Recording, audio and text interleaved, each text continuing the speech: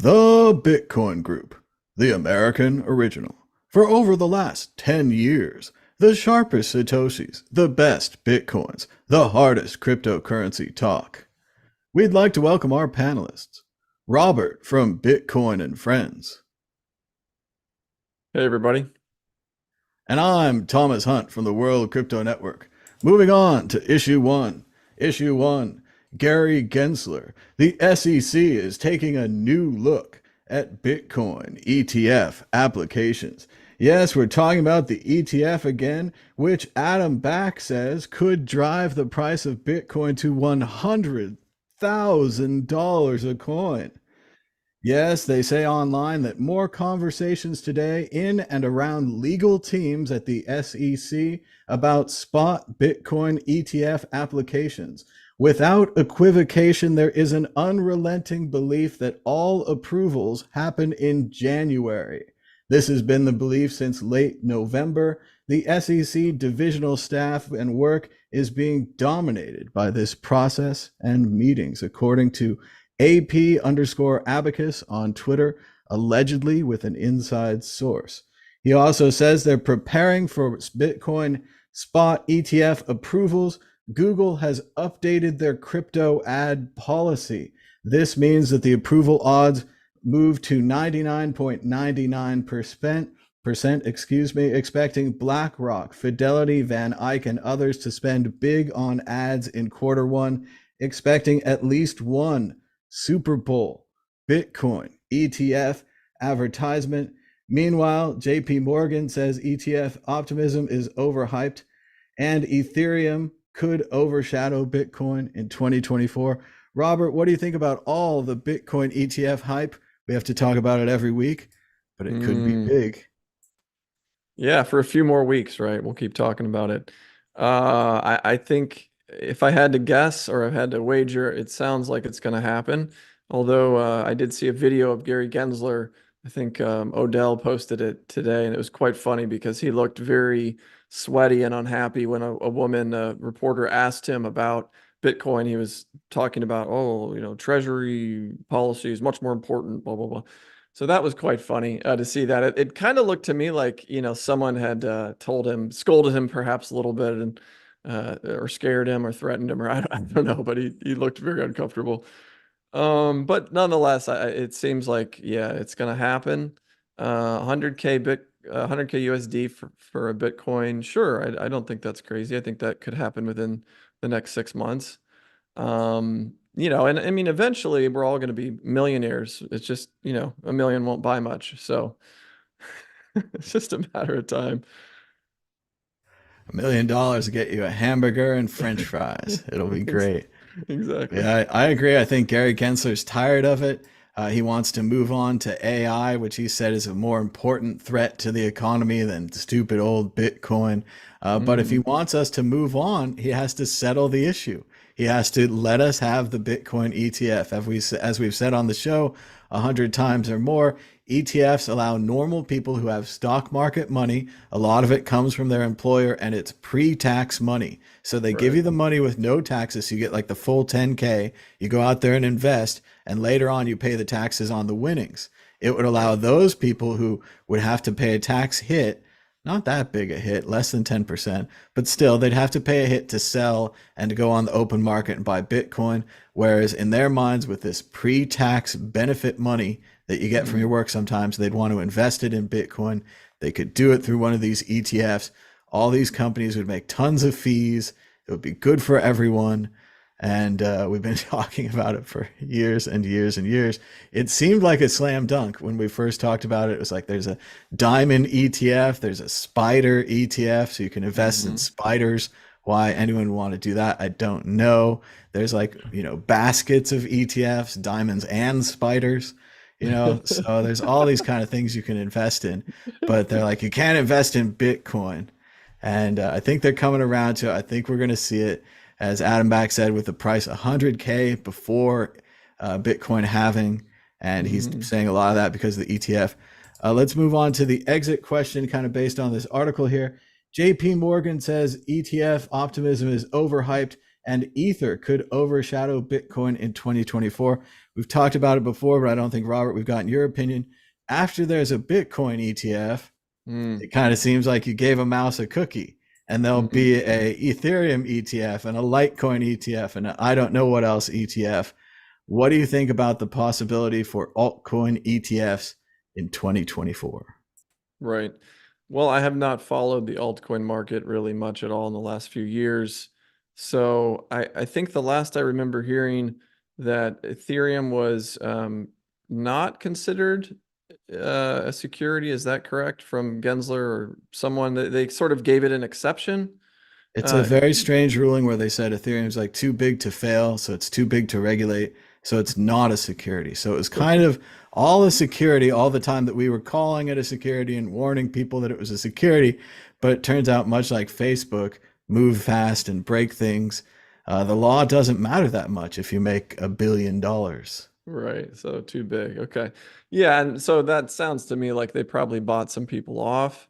Yeah, I would be surprised, I guess, given that ruling, if they're not going to then go ahead and allow an Ethereum ETF. And I think Ethereum is much more aligned with these crony capitalist fiat currency types anyway, right? It's a fiat chain basically, right? So yeah, I think that is likely to happen. That makes sense to me. I would say yes.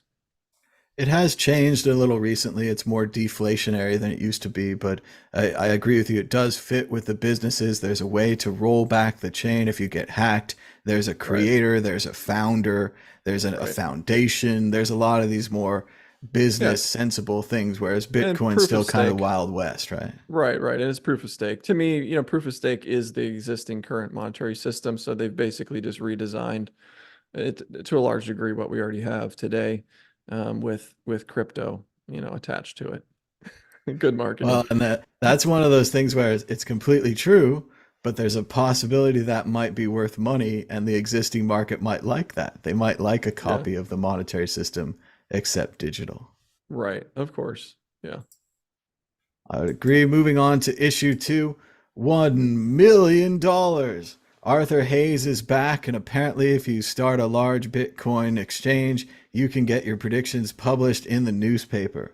Seeing this prediction makes me want to do a Mad Bitcoins prediction webpage, write a bunch of articles, probably with my friend ChatGPT, and talk about Mad Bitcoin's prediction for infinity dollars. All of the dollars into Bitcoin. Infinity is the largest number available. It means that all of the money would be converted into Bitcoin. Arthur Hayes is on his way there, though, with his $1 million prediction. Thomas Hunt, what do you think about $1 million Bitcoin? Well, I agree with Robert. I hope it happens soon and it happens without an economic collapse, that it happens because a lot of people just suddenly wake up and start buying Bitcoin with the demand causing the price to rise, not the economy on the other side completely collapsing and the Hmm. world devaluing to the point where Bitcoin rising because, like Robert said, it has to because a Big Mac costs $1 million. So $1 million in Bitcoin is suddenly no big deal.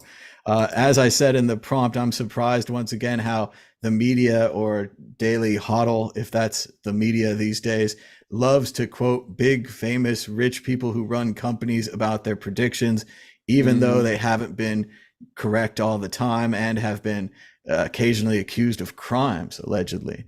I think they should quote Mad Bitcoins, who told you back when Bitcoin was $100 to buy Bitcoin and hasn't really said anything different since. Robert, what do you think? $1 million, is that rich enough for you? Maybe not on an economic collapse, but maybe just a Bitcoin contagion. Like if it hits 250, people say, why not a million, and buy it up until it hits it. What do you think? Yeah, well, I mean, Hayes is not the only one who talked about a million. I think let's see, we've got Jan 3. Oh goodness. Samson has said 1 million recently. And then you've got, I think, Sailor. I think I saw something about 5 million on the table, although I don't know what timetable he's given for that. Yeah, I mean, it's of course, Bitcoin will be $1 million someday for sure. It's just a matter of, as you said, is it because the dollar has collapsed, or is it because Bitcoin has, you know, hyper Bitcoinized or is in process of doing so? but eventually, and it'll be a combination, most likely, of those two things, right? Because I was reading, I think from the links you provided today, that don't want to spoil it, but it looks like they're probably going to cut interest rates again. They're nodding in that direction, and so if we're back in a risk on environment, then sure, Bitcoin to 1 million in 2024, I think is possible. I don't know if I'd bet heavily on it, but I think 500,000 for sure is very doable in my mind, and potentially 1 million. Yeah. We've come so far. 500,000 is easily within sight now for Bitcoin. Back in the day, it was $100, and I was begging my friends. I was like, "Buy Bitcoin, set Yeah. up your accounts, buy it, sign up for this thing, put all the money you have into this weird Coinbase website," and nobody would do it. Nobody Oh yeah. listened. I But remembered yeah, I remember when I tried to orange pill my cab drivers in New York, and I would be like, someday this is going to be worth $1,000, or maybe a couple thousand, like, yeah, it's been wild. I mean, it's been almost 10 years for me, I think, at this point, and longer for you. And we just keep winning, Thomas. So how can we win so hard and for so long? well, and Thanks to Bitcoin, right? once you get to that point, it really does start to like come true. Where I had this contest years ago, 2014. I'm supposed to do a show about it when it comes up to the anniversary and everything. But Mm, the costume contest, and I put up little QR codes, and I gave everybody a paper wallet. It was the only copy of the wallet. I wrote that on the envelope. This envelope is money. Save this envelope. yeah. And we raised about, because people voted with donations, we raised about $60 for the Mm, top one, the alien costume. And now mm, it's worth like 5 grand. And it's nice. unclaimed, it's locked in this wallet. And if they save that envelope, if they save that piece of paper, they have 5 grand. And if they didn't, they have, what's even worse is a story we can tell every year or every 5 to 10 years where we say, I wonder how much that 5 grand is worth now. Oh yeah. Oh, I'm And it sure. keeps getting worse and worse. So we got to move to the exit question. The price of Bitcoin predicting against the Bitcoin predictor ball, the source of all truth and knowledge. Robert, this time next week, will the price of Bitcoin be higher or lower? Oh, I would say higher. Yeah. Higher. We're going to ask the ball. Shaking it could cause bubbles. Will the price of Bitcoin be higher this time next week? My sources say no. Second Ooh. week in a row, the ball is pessimistic. Its sources say no. Moving on to issue three, international issue. Argentina's Milei, so far shunning Bitcoin as predicted on this show, devalues the peso by more than 50%. The government's official rate is now 800 pesos to the dollar versus roughly 400 previous, a disaster for anyone who owns pesos or anything denominated in pesos. A move so good, it was applauded by the World Bank. Meanwhile, in El Salvador, they've invited Bitcoin millionaires to quote unquote rebuild the country. While many are critical of the Bitcoin Freedom Visa, which cost $1 million in Bitcoin to the government of El Salvador in exchange for quote unquote residency, not even citizenship, the president of El Salvador has said he wants Bitcoin millionaires to rebuild the country. Robert, what do you think about what's going on in Latin America and South America in Mm. Bitcoin International? Yeah, Malay is an interesting figure.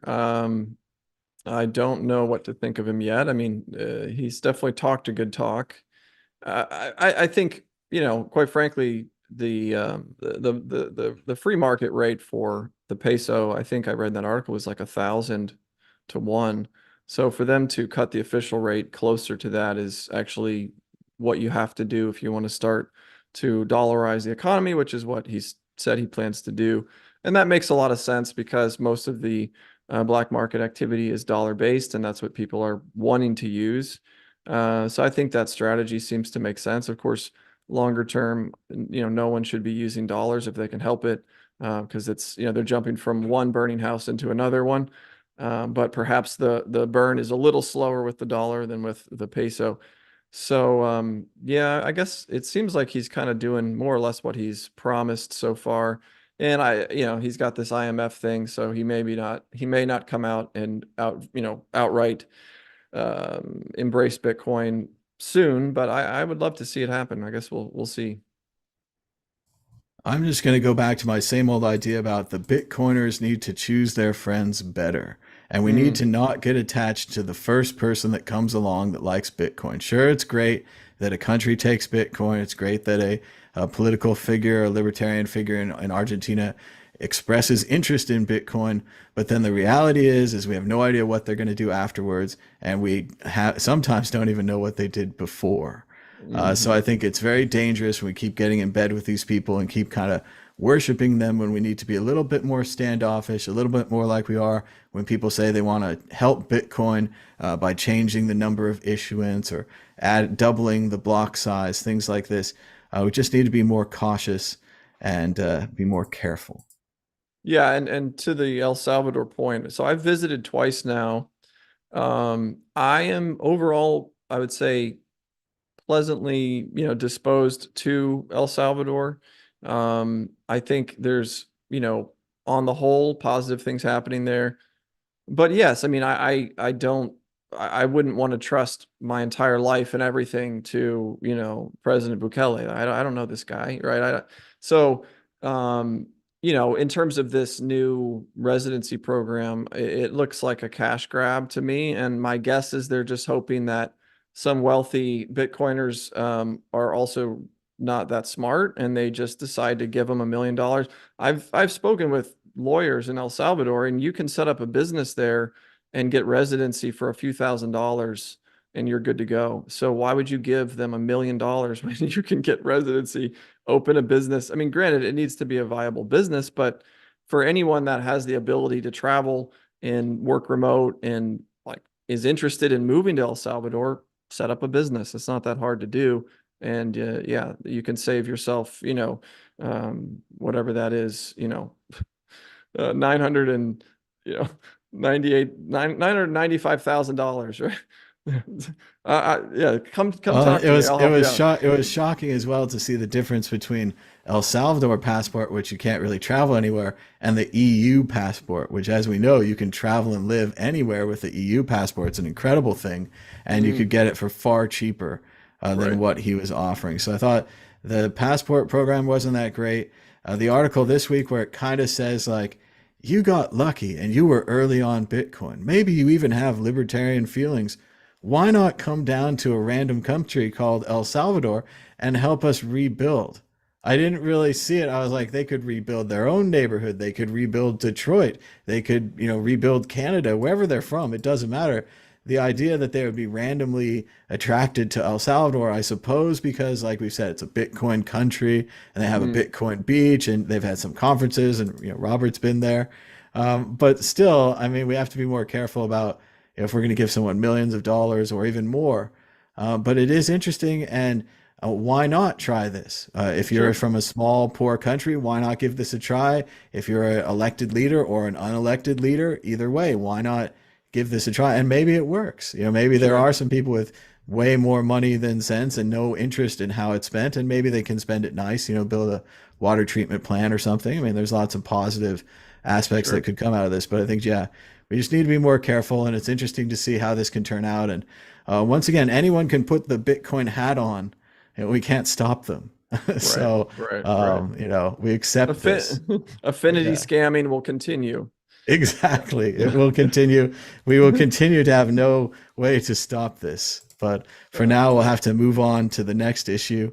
Yeah. Issue 4, bad timing for Sam Bankman Fried. Here's how much FTX's assets would be worth now. And I suppose this kind of article is going to keep happening. Obviously, he was accused of crimes and he admitted publicly on CoffeeZilla and other shows on the internet that he commingled funds with inside his business. He did not keep investment and savings funds separate.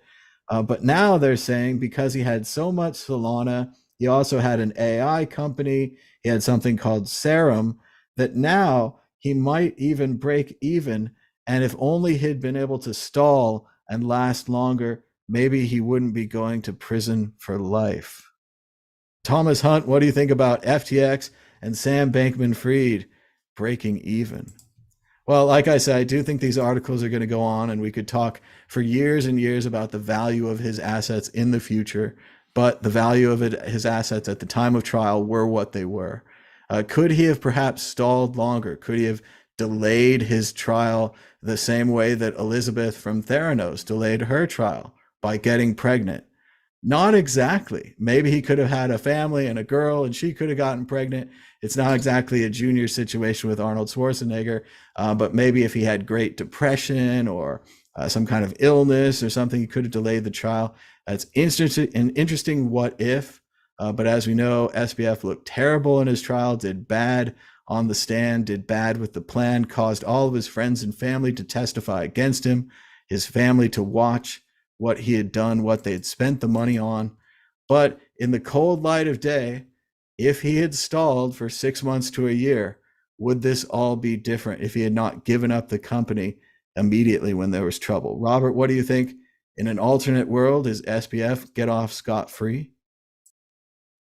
I think it sounds like it's theoretically possible.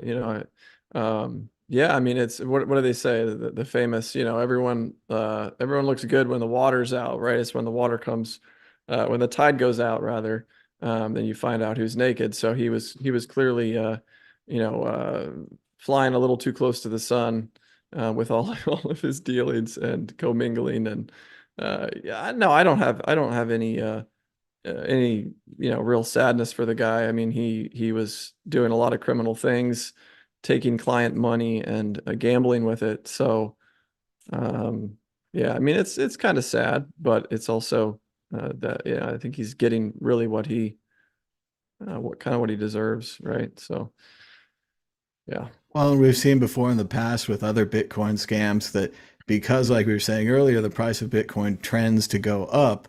If you Mhm. had said, "I'll hold a Bitcoin, till it's $1 million," and sold $1 million worth of tickets, at some point you could be correct, and that could be a fair ticket where you trade him $1 for that ticket again.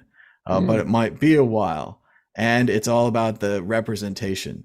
Right. SBF and the Right. company represented that they would hold your money separately, that they would not be gambling and investing with your funds. It turns out that they were. They were Right. giving them to another company called Alameda, allegedly, of course, and so forth from the trial. But the company Alameda then lost the money. That was your money, that was your savings that wasn't supposed to be gambled with and invested. So it doesn't really matter if the gambles would have paid off. It's like saying, I bet, all of your money on the Super Bowl and I won, so it's okay Right. because I won. Whereas very easily, with many events beyond my control, I could have lost the Super Bowl bet and it would be a disaster. So yes, not still no good. But Yeah. let's give him credit for writing the article and for trying. And horror upon horror as if Solana and these other strange things and the AI company becomes a big success. We're going to see other articles where they talk about like SBF was a genius and a Mm. generational investor. And if only he'd been allowed to carry out his plan, all of the people in his company would have been fine. So Mm. it's Yeah, you another should. series article like the if you'd invested $1,000 in Ripple Right. at this day, you'd make this much. Yeah, yeah, which is unfortunate because regardless of what happens, he was still acting illegally, right? He was lying to people about how he was using their money, what he was doing with it. So yeah, SBF. I mean, it's good that this whole thing is blown over finally for the most part, and we can move on from him. Well, and a lot of the things that we give him credit for, the reason we know his name, the reason we know FTX, because he bought Blockfolio.app, because he bought the arena, the FTX arena, because he Right. bought Tom Brady. If you follow the trail of where the money came from, it probably came from customer deposits. The Mm-hmm. reason we know about him, the reason of his fame and all of these things is customer deposits, bad management, bad setup from the beginning. It's shocking that it happened at this $1 billion scale, Right. but otherwise it's the same old story, the same old song and dance, right? Yeah. Yeah. Exactly. All right, let's move on to issue 5, grab bag. We've got a little bit of everything. In Hmm. 2014, Jimmy received around 23.5 Bitcoin from kind strangers. That's more Bitcoin than 99% of the world will ever own. Jimmy sold it. Yesterday, he tried to make a joke about Bitcoin. The fiat value of Jimmy's Bitcoin would now be worth over $1 million. The joke's on Jimmy. And this is all about how Jimmy Wales from Wikipedia, who famously accepted Bitcoin, then sold it, wouldn't save it on Wikipedia, says, I forgot my bank password and lost my entire net worth. No, actually, that didn't happen because banks work and Bitcoin doesn't.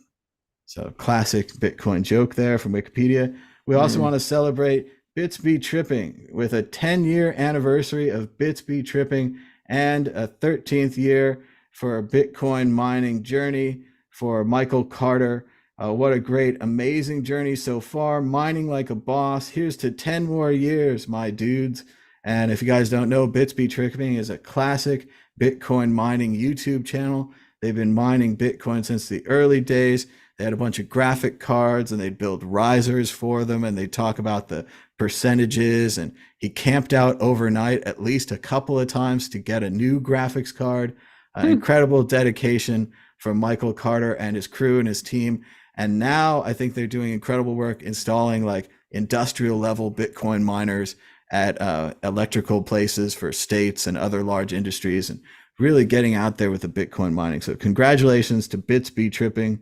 And we've also got Mickey Mouse will soon belong to you and me with some caveats. As we all know, Mickey Mouse, at least an early version called Steamboat Willie, is entering the public domain next year. That means, Robert, you could make a cartoon show about mm, that Mickey Mouse because he exists in the public domain. He could be a character on your existing Bitcoin and Friends show. Of course, only Steamboat Willie, not popular 1955 Big Mickey Mouse shown there.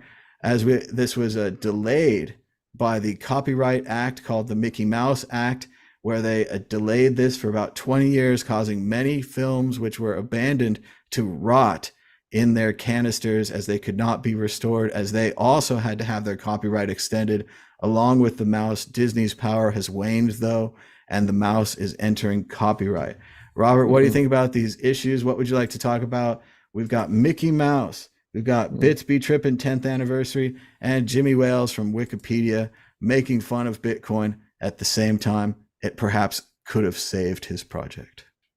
Yeah, well, let's talk about Jimmy. Well, now, hold on. Saved his project. We're talking about Wikipedia or Wikimedia? That's different. Wikipedia, and I mean, saved it in the way that if you go to Wikipedia right now, half the page will be covered by a don't scroll away, donate Mm, money to Wikipedia. We are broke. It costs money to run servers. Now, I think obviously they should have used some kind of BitTorrent backend and reduced these servers or cloud servers or whatever.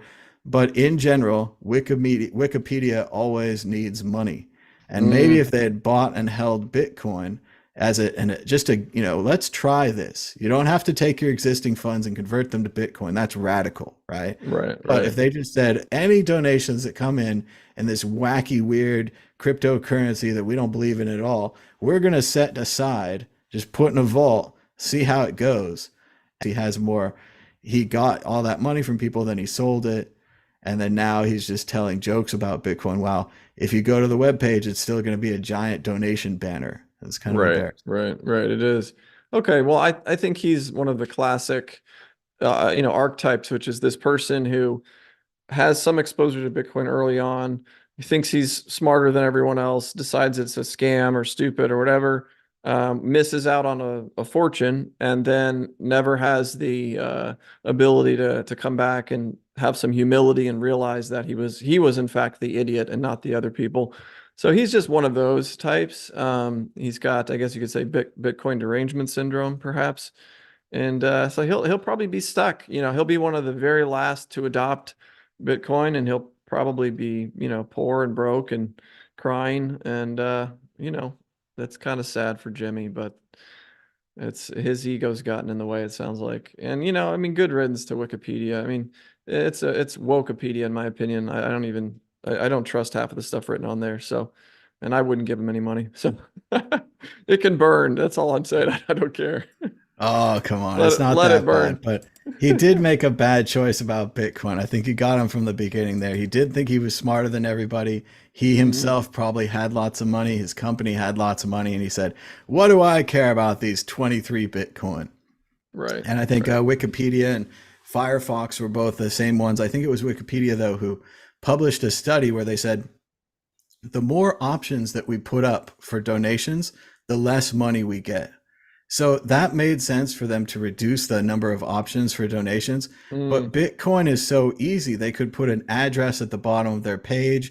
They could put a little text there. They could say, we're aware of Bitcoin. We're vaulting this address. We're securing it. You can send some here. There's many ways where they could have casually side accepted Bitcoin. You don't have right. to put it in the order flow because obviously, credit card's the most popular. You don't Sure. have to say, oh, what about Bitcoin every time? But if they'd done that and saved the money, it would help them a lot. It's an open source encyclopedia project. It serves people. It's really good. I mean, it's political issues. It's up and down. Like current events, it's up and down, but it's really interesting how fast it gets edited when a celebrity dies and so Mm, forth. What a great source of general information it is. mm. So I think it's sad that he didn't see that. Let's go to the second one. Obviously, Robert, I think you joined me in celebrating Bitsby tripping 10 years in Bitcoin, 13 years for Michael Carter. It's a very Oh cool yeah. channel. It's very niche. I mean, if you're not into Bitcoin mining, if you don't know what a mega hash is and a graphics card with a blah blah blah and a so, you're not going to be into it. But one a great accomplishment that they're still going and Yeah. that they're doing the heavy duty mining now. I've never heard of the channel, but I think I will check them out after this. And yeah, congratulations. I love it. I love seeing Bitcoin success stories. I think we're going to see many more of those in the coming years. So be persistent is what it looks like to me, right? He was at it for 13 years. So for all you youngins out there listening, don't give up, keep trying, keep iterating, and you'll find your road eventually, your Well, Bitcoin road. he was starting back when Mad Bitcoins was still doing daily episodes, and we were really the only ones in this space. Like Let's Hmm. Talk Bitcoin, Mad Bitcoins, Bits Be Trippin', the Bitcoin channel, people Hmm. like that were the original OGs in this space. And it just shows. I mean, when he started that, no one believed in Bitcoin mining, no one believed in graphics cards mining, but it turned out to be a huge industry. And also the way he was able to keep up on it, keeping the new graphics cards in there, reading the news, going and Hmm. waiting out at the stores. That kind of dedication shows that when he started this, there were no Bitcoin mining experts. So like if you want to be a Bitcoin mining expert, or I wanted to be a Bitcoin YouTuber, you just go out there and do it. And if you do it, 10,000 hours or whatever it is, you get better at it. And like they say in Hmm. Wonder Boys, you get where you need to go. So I think he got where he needs to go with this whole industrial mining thing. Finally, on to Mickey Mouse. Robert, from the Bitcoin and Friends cartoon. This is a pretty good issue for you. I, of course, am pretty mad about the film preservation crisis caused by the Mickey Mouse copyright amendment, which Hmm. basically extended public domain like another 20 years to protect the mouse, which I Hmm. get it from a corporate standpoint. He's their logo. They don't. We saw what happened to Winnie the Pooh last year. Winnie the Hmm. Pooh, not the Disney version, but the original classic, entered into the public domain. And sure enough, a crew of intrepid filmmakers made a horror film with Winnie the Pooh with blood on his mouth, and he's an evil bear and he eats people. And I'm sure they're going to make a follow up next year, Mickey Mouse or Steamboat Willie, with the violent fangs and the claws, and try to really kind of take the character for a ride, which is kind of the whole point of public domain. Hmm. After a Hmm. certain amount of years, I think it's 100, maybe 120 with the mouse troubles, uh, the story has to be let go. It's okay for the family to make money off it, for the original man to make money off it, and they can still sell versions of it. But the idea kind of needs to go back to the public domain. And the idea of the singing, whistling Steamboat Captain, Steamboat Willie is re entering the public domain. Robert, what do you think about this issue? Hmm. Well, I'm not a big fan of Disney, especially after what they did to Star Wars. So, yeah, I kind of hope it happens. I hope they get lampooned a lot on their Mickey Mouse character. I think it could be quite fun to see what people do with it. Yeah, in general, I'm not a huge fan of copyright and things like that. I think, you build you create good content and people will appreciate it. And building these moats around things. I mean, Disney to me is kind of it's been dying for a long time. But yeah, it's kind of fitting that this is going to be hitting public domain right around the time that Disney is losing its relevance. So there you go. It is an interesting end to like a Disney century or a Disney Hmm. half century. And while, of course, the original creator was great, some of the lesser people that came afterwards have made a mess of the company from time to time. So it's interesting to see. I think again, it's for me, it's mainly about the film preservation aspects of the other films, which will Hmm. all come into public domain and which literally were and continue to be at danger of rotting in their film canisters. If Mm, a film is not public domain, it can't be restored for free. It can't be adapted for free. There's a possibility you do all this work on the film and they come in and sue you and you have to take it down. Or worse, you have to pay money for restoring someone else's film that you don't own. So mm. it's a big effect on film preservation and just general things like a bunch of films you don't care about from the 20s that could have been restored and been on the Internet Archive or a library somewhere. Someone could have used them, they could have made other stuff out of them. We lost that. We gave that up as a trade so that we could have 20 more years of the mouse being protected. So now, why wouldn't the corporation, Disney Corporation, restore these things? These There's are these value are there, uh, right? these are abandoned films. So if you made a film in 1920 and it was released, it's still under copyright to your company, but your company is a dead company. Not every Mm, company was repackaged and sold like Polaroid or Atari, where there's T-shirts now. If it was like Jones Brothers Films and they went out of business, but they made 30 great films in 1920 to 1928, we can't restore those because even though right now we can't prove that someone owns Jones Brothers, if it mm. comes down that they find it in their vault or their closet that they could own it, they could sue us for distributing their remastered versions of their Jones Brothers films I see. unless they're in the Mm, public domain, which, as we see, the public domain was it is extended. It was kind of reasonable before at 100 years. I think it's 120 now. I don't know right. for sure. Don't put your case on that, but Yeah. Yeah. yeah, that general idea of things slowly, eventually entering the public domain, and then especially now with the modern era of remix and computers, and even what we saw Winnie the Pooh, Hmm. affordable CGI, things like this, there's an incredible amount of work that could be made with this mouse. Right. So it'll be interesting to see what they do next year. And Robert, you're here from Bitcoin and Friends. We've got the webpage up right here. Do you want us to play the trailer? Sure. Go for it. So let's see right here. I wanted to show the graphics on the webpage. Let's see if I refresh. Here it is right here at btcandfriends.com. The season one trailer for the new Bitcoin and Friends. Ooh, I don't know if the audio is coming through. Is it not coming through? Let's try one more time then. I don't We're hear it on at a least, different but computer this week. So let me try one more time with sure. a share sound enabled this time. Optimized for video clip. Oh, we'll do all the buttons. Here Mm. we go. We'll rewind just a little bit. btcandfriends.com. Access to the microphone. Okay, great. The humans are close to Working? releasing their Yep. own decentralized cryptocurrency called Bitcoin. It is the final stage of their evolution as a species.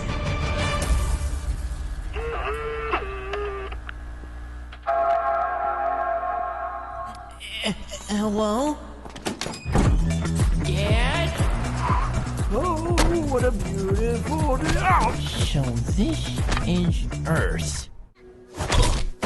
Key, where's your parents? This is my buddy B. He's looking for his father. This is the most incredible thing I've ever seen.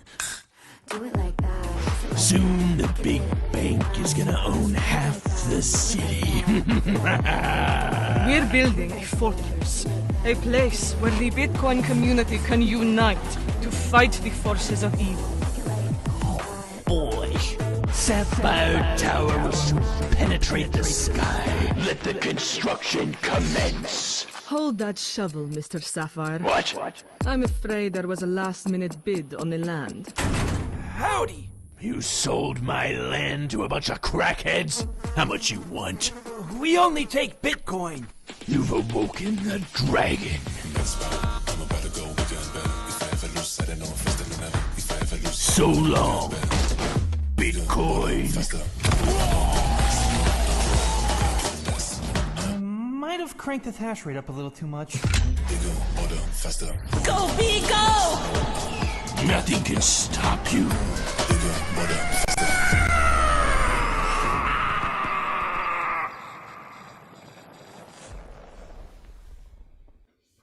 Wow, that looks incredible. A new season of Bitcoin and Friends. So Robert, just tell the people a little bit about it. Maybe they haven't seen it before or heard about it. It's kind of like a Bitcoin South Park, right? What's the deal? Sure. Yeah, that's a decent way to put it. So we wanted to, anthropomorphize Bitcoin as a character and follow his life story. So he's born, his father leaves, creates him and leaves him for his own safety. And then he's in this world trying to understand his place in it, what he is, who he is, what he's supposed to do, and runs into some characters, including Metallic, Buterin, or Butane. I think we call him Metallic Butane is what we call yeah, so it's basically telling the story of Bitcoin, but having some fun with it. It's not exactly historically accurate, but there are some elements that rhyme. We introduce a Craig Wrong character, and some folks may have seen it. We actually released in 2019, and we've gone back to the drawing board and totally redone the first season. It's probably 90% new content. So it's a very different beginning and end are somewhat similar, but most of the middle of the season is totally different. But yeah, we toned down. It was a little bit more raunchy. We've toned the language down. We wanted to make it a little more family friendly.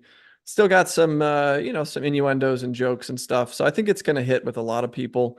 We definitely lampoon a lot of notables in the industry, and we'll continue to do that hopefully as we make more seasons. We have more outlines ready to go, so we just want to see if we can get enough of an audience to support it and keep the lights on. So that's the plan. January 3rd, there'll be 3 episodes you can watch. Metallic or Vitalik, that's definitely my favorite character. Yeah, he's best. quite lovable with his inhaler and all. Yeah. So, but there's a few new guys. Like I said, Craig Wrong is one of the newer characters that we've added. A lot of the ones that were there came back, and we wanted also to focus.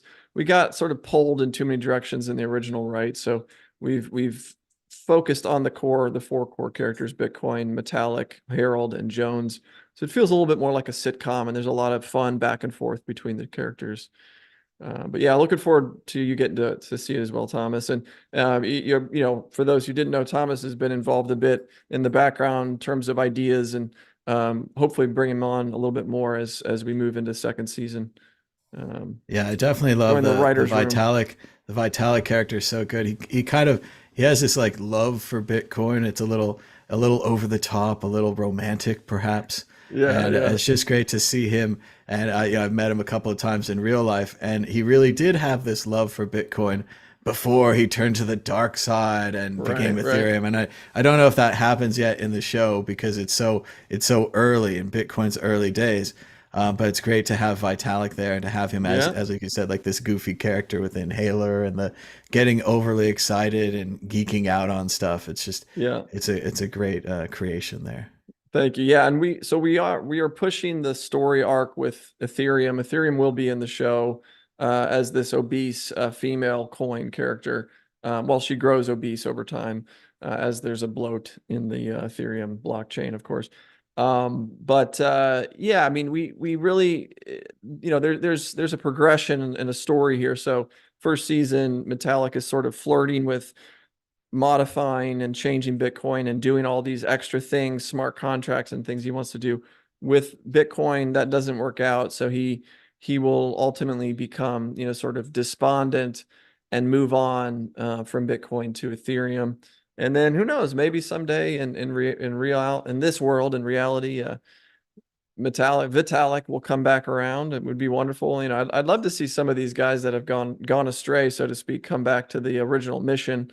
Same with the Cardano dude. I don't know if you saw him freaking out, but Hoskins, these guys have good brains on their shoulders. I just think they've gotten distracted, or maybe greed, maybe a little bit too much ambition or something. But anyway, so yeah, we have fun with that character quite a bit, and there's a lot to be said there.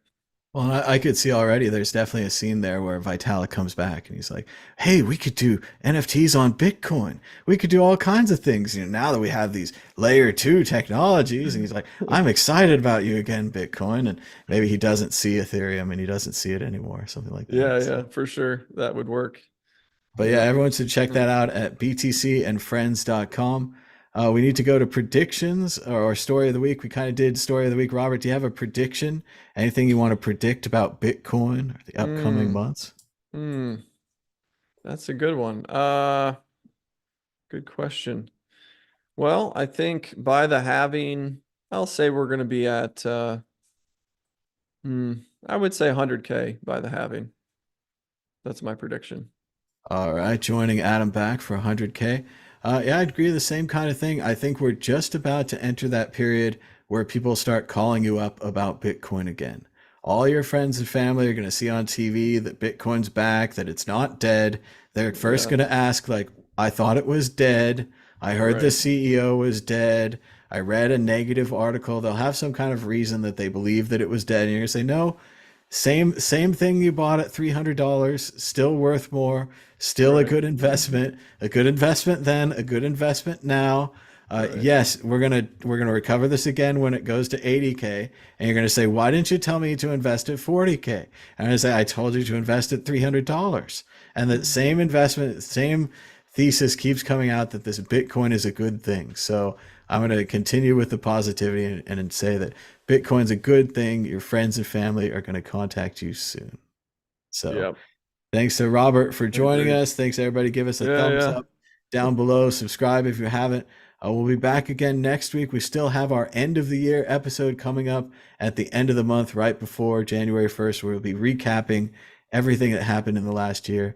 But until next time, bye-bye.